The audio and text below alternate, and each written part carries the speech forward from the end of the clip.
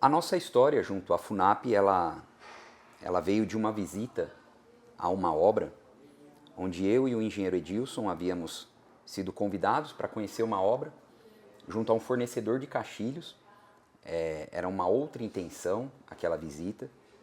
E durante a visita, quando estávamos sendo apresentados aos produtos daquela empresa, nós, junto ao engenheiro da obra, ao responsável da obra, nós ficamos sabendo que havia alguns funcionários que ali estavam trabalhando, prestando serviço para a construtora, e eram funcionários do regime semiaberto, né? Eram funcionários, eram detentos que estavam cumprindo as suas penas, e essa mão de obra que vinha do presídio. Naquele momento, né, a gente até causou um pouco de estranheza, né? Perguntamos, curiosidade ao mesmo tempo, perguntando de como que era aquilo, a experiência que ele tinha e tudo mais. E desde aquela época, junto ao engenheiro, né, ele falou sobre o quão bom estava sendo a experiência deles e também dos funcionários que estavam trabalhando ali. Isso daí foi há uns 10 ou 12 anos atrás, há um bom tempo atrás. De lá para cá, né, nós sempre amadurecendo essa ideia, em algumas reuniões de diretoria, conversávamos junto ao departamento jurídico, né, sobre essa possibilidade, mas isso se agravou com o problema que nós temos enfrentado com a falta de mão de obra. A falta de mão de obra especializada na construção civil, ela é um problema dos últimos anos. Nós não temos tido a mão de obra necessária. Né? A não renovação, tem a né, renovação, dessa exatamente. mão de obra. Em conversa com alguns empreiteiros, aquela história de que o carpinteiro, o armador, o pedreiro, ele passava o bastão para o seu filho, não tem acontecido, né? Até em meio às tecnologias, às facilidades, né, a mão de obra ela parou com essas pessoas, e nós não estamos conseguindo pessoas novas para trabalhar na construção civil. E voltou-se então esse assunto, voltou-se essa intenção, essa ideia, e junto, né, o departamento técnico de obra, junto com o departamento jurídico, buscou-se essa solução junto à FUNAP. Fomos até os organizadores do programa, né, conversamos, tivemos várias reuniões com ele e fizemos uma obra piloto, né, fizemos uma experiência junto a esses colaboradores, e falando de obra, a experiência foi muito boa, né? Desde o primeiro contato junto à FUNAP, nós deixamos muito claro das nossas preocupações, né, das nossas desconfianças, né? A gente sabe que, infelizmente, essas pessoas, elas saem, né, do sistema da sociedade e são inseridas ali naquele ambiente, e nós temos uma séria preocupação de como essas pessoas sairiam daquele ambiente e iriam conviver conosco no dia a dia, com os nossos colaboradores, com os nossos funcionários. E para nossa surpresa, a experiência foi muito boa, né?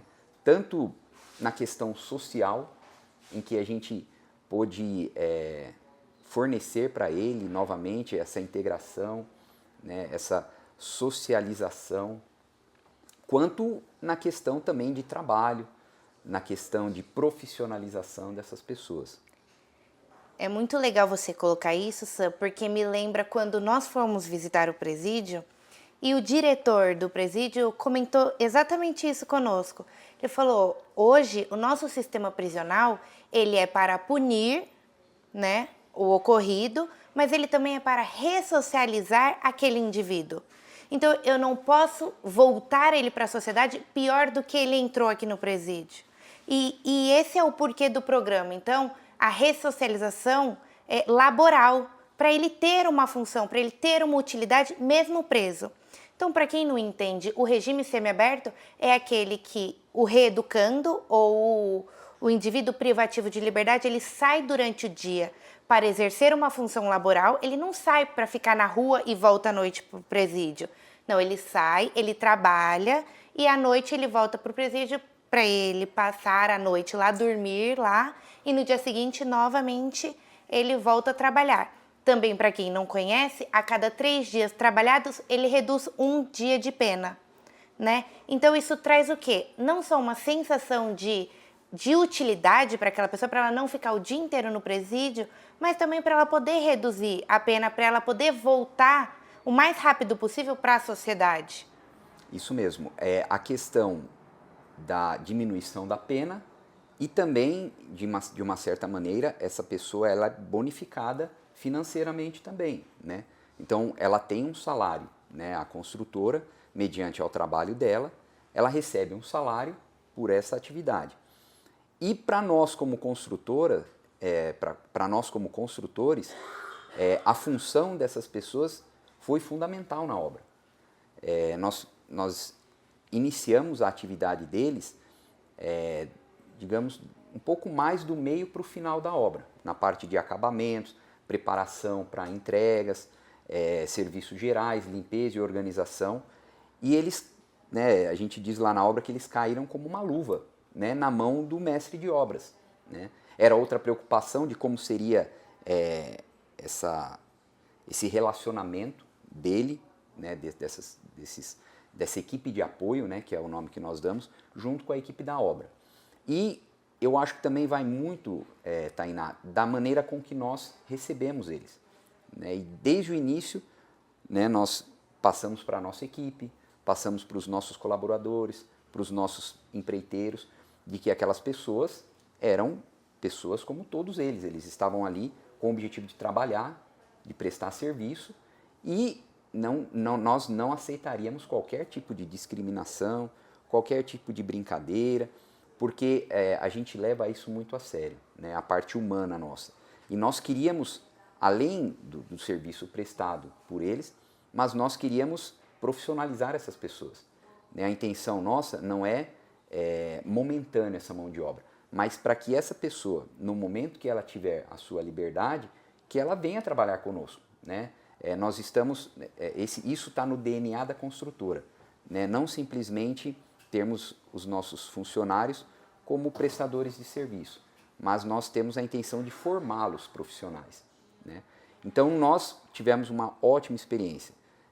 O nosso mestre de obras é quem atua diretamente com esses funcionários, delegando atividades para eles, e eles, sem hesitação nenhuma, têm cumprido a atividade deles na obra. O legal é que a conscientização vem de cima para baixo. Então, nós tivemos uma conscientização através da diretoria, do amadurecimento dessa ideia, e quando a gente conseguiu finalmente implantar na obra, a gente já levou essa ideia com menos preconceitos, porque infelizmente ainda existe muito preconceito, né? Principalmente se falando de mão de obra de reeducandos privativos de liberdade. Quando você fala assim, eu estou trabalhando com mão de obra carcerária, já causa uma estranheza na maioria da população, mas porque as pessoas não entendem, né, que aquela pessoa, ela não cometeu um crime hediondo, que ela não cometeu um crime contra a vida, que são crimes de menor potencial ofensivo. E digo mais, nós também estamos sujeitos a errar um dia. Infelizmente ou felizmente, o nosso sistema penal, ele tá aí para punir qualquer ato ou omissão que você tenha. Então, Deus me livre, um dia acontece alguma coisa conosco, nós vamos responder por isso também. Isso pode acontecer com a gente. Então, por que não abrirmos os olhos para as pessoas com quem isso aconteceu e vamos entender um pouco mais da história delas? A questão também, Tainá, de como essa pessoa volta à sociedade. A gente muitas das vezes esquece de que ele passou por um período ali encarcerado, de correção, né, de conscientização, mas ele sai totalmente desprovido. Ele sai perdido, sem trabalho, muitas vezes sem condição, e essa é uma maneira de você trazê-lo novamente à sociedade, muitas das vezes com um trabalho já garantido para ele, né? Um desses funcionários, já durante o período de trabalho, ele recebeu a sua liberdade. E esse é um dos funcionários que provavelmente vão vir trabalhar com a construtora. né? Nós temos algumas experiências, né? Todas as experiências muito boas, mas de alguns funcionários que nós perdemos, não por questões disciplinares ou por troca, mas porque durante essa prestação de serviço eles receberam a liberdade. Então, a gente prepara eles para voltar, prepara profissionalmente eles e, quando possível, até com um trabalho garantido para eles. Mas isso é legal que muitas vezes eles nem voltam a trabalhar conosco, mas pelo menos a gente supre uma mão de obra deficiente no setor da construção e até mesmo em outras construtoras, né? Vocês foram visitar uma obra que tinha 800 funcionários reeducandos, é isso? É isso mesmo. E não só obras, mas muitas das vezes indústrias. Nós tivemos histórias de empresas de caixilhos que indiretamente são da construção civil e que os funcionários dessa empresa são reeducando. Então, eles, além de aprender, além de ser relocados no mercado de trabalho, eles suprem essa necessidade. Agora, falando um pouco da parte jurídica, que muita gente entende como a parte burocrática, para nós trabalharmos com esse tipo de mão de obra, nós passamos por uma avaliação documental na FUNAP, nós mandamos toda a documentação da empresa, eles fizeram uma vistoria na obra, justamente para verificar se o ambiente é apto para receber esses reeducandos, se a empresa é uma empresa sólida, uma empresa séria. Então, não é qualquer um que pode contratar esse tipo de mão de obra, você passa por uma avaliação jurídica também. Nós fomos até a unidade prisional na qual são retirados esses reeducandos durante o dia para nós conhecermos o diretor, para nós conhecermos o estabelecimento. Nós temos que apresentar para a FUNAP quem é o motorista, qual é o carro, quem vai retirar esses reeducandos. Então, muita gente pode olhar e falar assim, é bagunça, eles saem durante o dia e voltam. Não, existe toda uma burocracia que ela precisa ser seguida à risca. Então, se eu vou trocar de motorista, nem que seja por um dia, eu preciso avisar antecipadamente. Justamente por quê? Porque não é bagunça e a FUNAP tem um serviço sério, um trabalho sério que acontece e em paralelo conosco, que a gente está em contato praticamente diário. Se não nós do departamento jurídico, o pessoal da obra. E qualquer evolução, qualquer coisa que aconteça, seja com os reeducandos, seja no caminho, é comunicado imediatamente para a FUNAP. Como você disse, Tainá, a FUNAP é uma empresa séria que busca parceiros sérios. Nós passamos por uma avaliação, tanto como empresa como obra.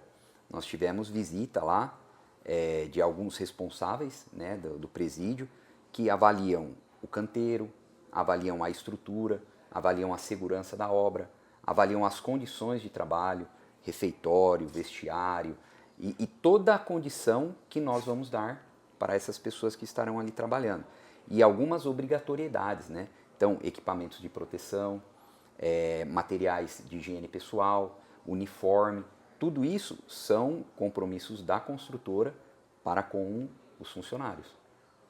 Não, e isso é muito legal. Então, só em uma parceria com a FUNAP a gente tem várias responsabilidades, né? A de ressocialização, uma responsabilidade social também, fora a burocrática, que para a gente conseguir manter eles, a gente precisa estar com a documentação sempre em dia.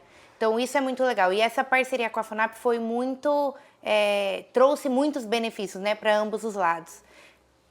Uma coisa muito legal é que a gente passa esse feedback da FUNAP, né, do quão importante tem sido para nós, mas a gente também recebe dos próprios funcionários, né? Nós tivemos história de alguns funcionários lá internamente que falaram que numa eventual próxima obra nossa querem vir trabalhar conosco. Então é muito legal você ouvir deles, né, o interesse de vir trabalhar conosco, do quão nós, assim como eles são importantes para nós, o quão nós também somos importantes para eles.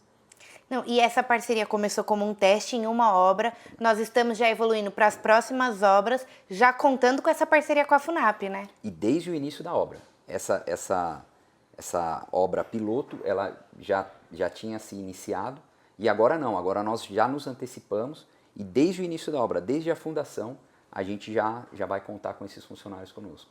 Muito legal. E que a nossa parceria com a FUNAP continue e que a FUNAP pense que nós somos um parceiro a longa data, assim como a gente pensa que a FUNAP é nossa parceira de longa data. Com certeza.